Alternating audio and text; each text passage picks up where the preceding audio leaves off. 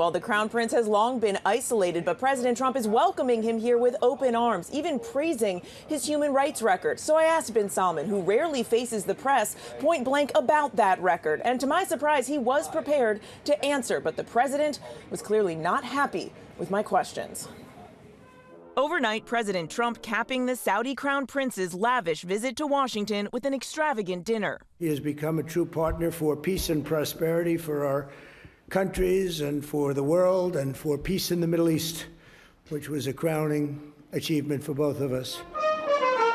Trump welcoming Mohammed bin Salman to the White House for the first time in 7 years, with a parade of horses, a military flyover, and a personal tour, pulling out all the stops. It's a remarkable comeback for the Crown Prince. In 2018, the CIA under Donald Trump determined bin Salman orchestrated the gruesome murder of Saudi dissident and Washington Post journalist Jamal Khashoggi. But President Trump clearly irritated when I asked the Crown Prince about it. Your Royal Highness, the U.S. intelligence concluded that you orchestrated the brutal murder of a journalist. 9/11 families are furious that you are here in the Oval Office.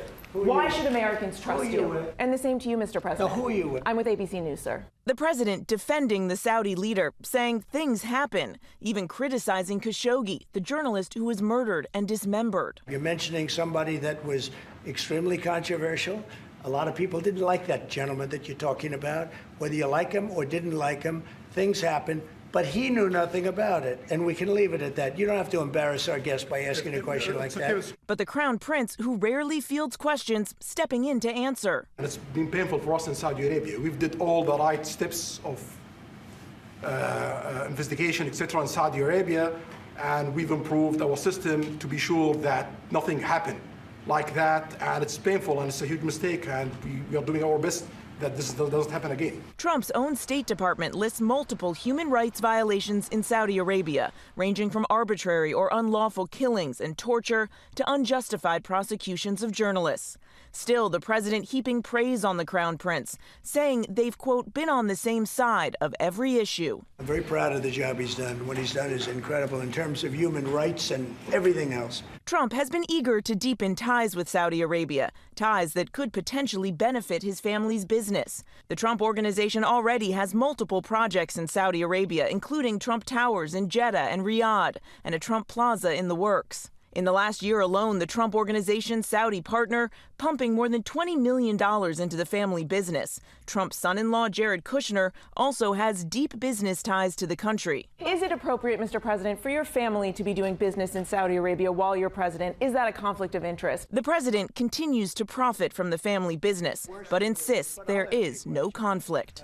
I have nothing to do with the family business. I have left, and when I've devoted 100% of my energy. What my family does is fine.